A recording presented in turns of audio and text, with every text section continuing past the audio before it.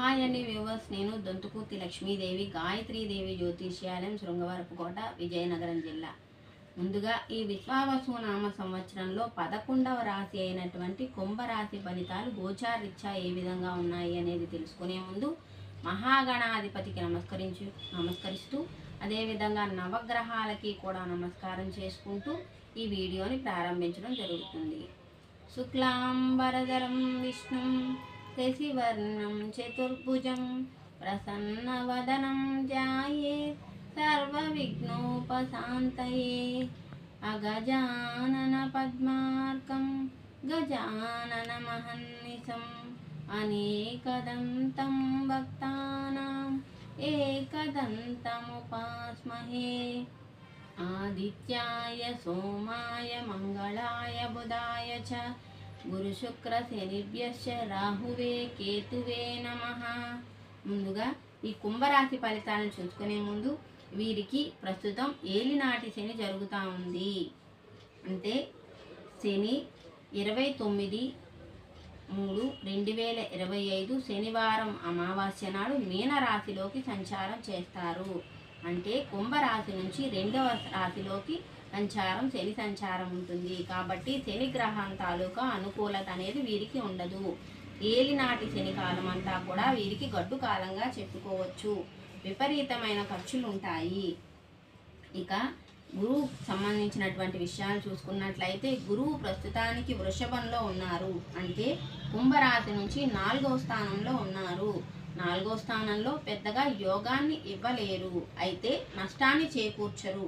అయితే 14/5/2025 రాత్రి 10:28 మిథున రాశిలోకి సంచారం చేస్తారు. కుంభరాశి నుంచి మిథునం 5వ స్థానం కాబట్టి ఆ స్థానంలో యోగదాయకంగా ఆర్థిక ఇబ్బందులు లేని జీవితాన్ని ఇస్తారు. గురు బలం వల్ల మంచి ఫలితాలు దక్కేదానికి అవకాశం ఉంటుంది.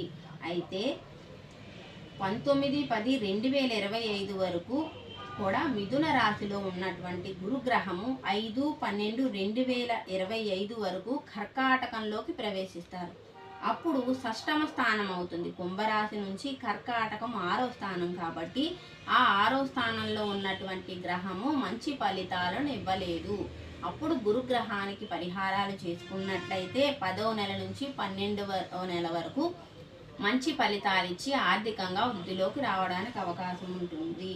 గురుగ్రహానికి పరిహారం అంటే శనగలు దానం ఇవ్వడము, శనగలు ఆవుకి పెట్టడము, సాయిబాబా దర్శనము, 16 లడ్డూలను పంచిపెట్టడము లేదా శనగపిండికి సంబంధించినటువంటి వస్తువులను ఎవరికైనా పంచిపెట్టినట్లయితే ఈ గురుగ్రహ ఫలితము, గురుగ్రహ ప్రభావం మన మీద తగ్గి మంచి ఫలితాలు ఇవ్వడానికి అవకాశం ఉంటుంది. ఇక రాహు చూసుకున్నట్లయితే ప్రస్తుతం మీనరాశిలో ఉన్నటువంటి రాహు 2వ స్థానంలో ఉంటారు. తర్వాత 18/5/2025 కుంభరాశిలోకి సంచారం అంటే జన్మంలోకి సంచారం చేసినప్పుడు రాహు ప్రభావం అంతగా ఉండదు. అంటే మిశ్రమ ఫలితాలు ఉంటాయి. చెడు ఫలితాలనేవో మంచి ఫలితాలు ఇవ్వకుండా నార్మల్గా ఉంటుంది. దుస్థానాలలో మంచి యోగాన్ని ఇచ్చేటువంటి గ్రహాలు 2, 1 ఇలాంటి స్థానాలలో మంచి ఫలితాలు ఇవ్వదు, చెడు ఫలితాలు ఇవ్వదు, కానీ మిశ్రమ ఫలితాలు ఇచ్చేదానికి అవకాశాలు ఉంటాయి. ఇక కేతు చూసుకున్నట్లయితే ప్రస్తుతం కన్యలో ఉన్నటువంటి కేతు 8వ స్థానంలో ఉన్నారు. కేతు గ్రహము మంచి ఫలితాలనే ఇస్తుంది. 18/5/2025లో కేతు గ్రహము సింహరాశిలోకి ప్రవేశించడం వల్ల కేంద్ర స్థానంలో ఉన్నటువంటి కేతువు మంచి యోగాన్ని ఇవ్వదు. కాబట్టి ఆ టైంలో వినాయకుడికి పరిహారాలు, బెల్లం నైవేద్యం పెట్టడం, గరికతో పూజ చేసుకోవడం, ఉలవలు ఆవుకి పెట్టడము, ఉలవలు బ్రాహ్మణుడికి దానం చేయడం వల్ల ఈ కేతు గ్రహం తాలూకా ప్రభావం మన పైన ఉండడానికి అవకాశం ఉంటుంది. ఇక ఈ కుంభరాశి ఫలితాలను చూసుకునేటప్పుడు గు, గే, గో, సా, సి, సు, సే, సో, ద అనేటువంటి అక్షరాలన్నీ కూడా ఈ కుంభరాశిలోనికే వస్తాయి. ఈ కుంభరాశిలో ధనిష్ట 3, 4 పాదములు, శతభిషం 1, 2, 3, 4 పాదములు, అలాగే పూర్వభాద్ర 1, 2, 3 పాదములు కూడా ఈ కుంభరాశిలోనికే వస్తాయి. ఈ కుంభరాశి ఆదాయ వ్యయాలు చూసుకున్నట్లయితే ఆదాయం 8, వ్యయం 14. విపరీతమైన ఖర్చులు ఉండేదానికి అవకాశం ఉంటుంది. రాజ్యపూజ్యం 7, అవమానం 5. రాజ్యపూజ్యం ఎక్కువగా ఉంది, అవమానం తక్కువగా ఉంది. మొత్తం మీద చూసుకున్నట్లయితే ఈ శనిగ్రహ ప్రభావము, ఏలినాటి శనిగ్రహ ప్రభావం వీరిపై ఎక్కువగా ఉండేదానికి అవకాశం ఉంది. అంటే కుంభరాశిలో ఉన్నటువంటి 3 నక్షత్రముల మీద ఎక్కువ ప్రభావం ఉండడం వల్ల వీరి జీవితంలో ఒడిదుడుకులుగా సాగుతుంది. అయితే ఖర్చులు ఎక్కువగా ఉండడం వల్ల స్థిరాస్తిని వృద్ధి చేయడము, శనికి పరిహారాలు చేసుకుంటూ ముందుకెళ్ళాలి.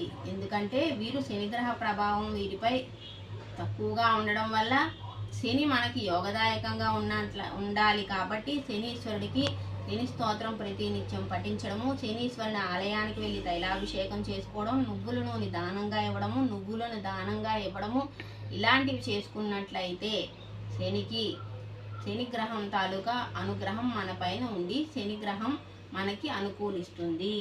కుటుంబంలో హెచ్చుతగ్గులు ఉండడము, మానసిక అశాంతత, కోర్టు వ్యవహారాలు, అనవసరమైనటువంటి ధనవ్యయాలు, భార్యతో వివాదాలు, సంఘంలో గౌరవ మర్యాదలకు లోటు ఏర్పడము, ఇలాంటివన్నీ జరుగుతాయి.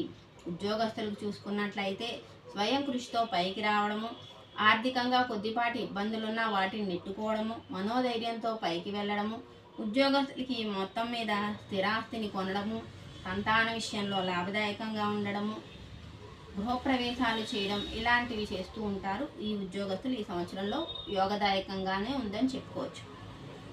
రాజకీయ రంగాల్లో ఉన్న వాళ్ళకి గురుబలం బాగుండడం వల్ల రాణింపు ఉంటుంది. అధికారులతో మన్నన పొందుతారు. అధికారులతో చిన్న ఒత్తిడి ఉన్నప్పటికీ కూడా ఆ ఒత్తిడిని నిలదొక్కుంటూ ఈ సంవత్సరం జీవితాన్ని కాలాన్ని వెళ్ళబుచ్చడానికి అవకాశాలు ఎక్కువగా ఉంటాయి. ఇక కళాకారులకు చూసుకున్నట్లయితే టీవీ సినిమా రంగాల్లో ఉండేవారికి, డైరెక్టర్లకి, గాయకులకి అందరికీ కూడా నూతన అవకాశాలు వస్తాయి. ఆర్థికంగా ఇబ్బందులు లేకుండా సాగిపోతుంది.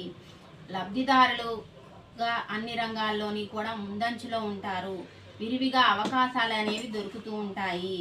వ్యాపారస్తులకు కూడా ఈ సంవత్సరం యోగదాయకమైనటువంటి మంచి కాలంగా చెప్పుకోవచ్చు. హోల్సేల్ రిటైల్ వ్యాపారాలు చేసేవాళ్ళు, జాయింట్ వ్యాపారాలు ఏవి కలిసి రావు ఈ సంవత్సరం వీరికి. అన్ని రంగాల్లో కూడా మంచి ప్రణాళికతో ముందుకెళ్ళినట్లయితే ఏ విధమైన ఇబ్బందులు లేకుండా ఉంటారు. లేకపోతే ఇబ్బందులు పడేదానికి అవకాశాలు ఉంటాయి.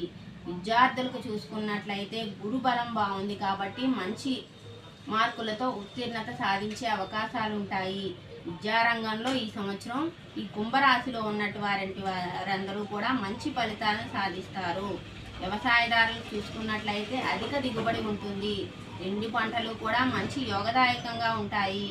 కౌలుదారులకి రొయ్యలు, చేపలు వ్యాపారాలు చేసేవారికి కూడా ఈ సంవత్సరం బాగుంటుంది. ఇక స్త్రీల విషయానికి వచ్చినట్లయితే వీరికి మంచి యోగదాయకమైనటువంటి కాలము. వీరి మాటకి తిరుగుండదు. విలువైన వస్తువులు కొంటారు, స్థిరాస్తిని కొంటారు, గృహంలో మార్పులు చేర్పులు చేస్తారు. చిన్న ఆరోగ్య రుగ్మతలు ఉన్నప్పటికీ కూడా వీరు ఈ సంవత్సరం కాలాన్ని సజావుగా సాగిస్తారు.